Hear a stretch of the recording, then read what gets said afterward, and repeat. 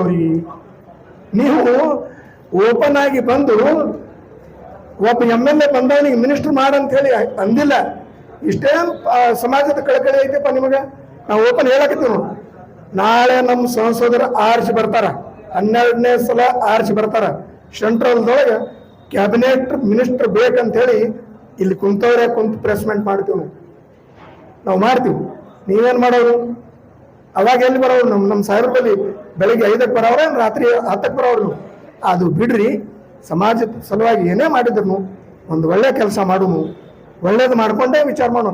ಸಮಾಜಕ್ಕೆ ಇಷ್ಟು ಕಳಕಳಿ ಅಂತಂದ್ರೆ ಸಮಾಜಕ್ಕೆ ಮುಂದಿಟ್ಕೊಂಡು ರಾಜಕೀಯ ಮಾಡಬಾರ್ದು. ನಮ್ಮ ಸಮಾಜ ಯಾರ್ದು ಗುಲಾಮಲ್ಲ, ಹಿಂದೂವಾದಿ ಸಮಾಜ. ಭಾರತೀಯ ಜನತಾ ಪಕ್ಷಕ್ಕೆ ನಾವು ಹೇಳ್ತೇವೆ, ಪೂರ್ತಿ ನಮ್ಮ ಜಿಲ್ಲಾನೇ ಸಪೋರ್ಟ್ ಮಾಡ್ತದೆ.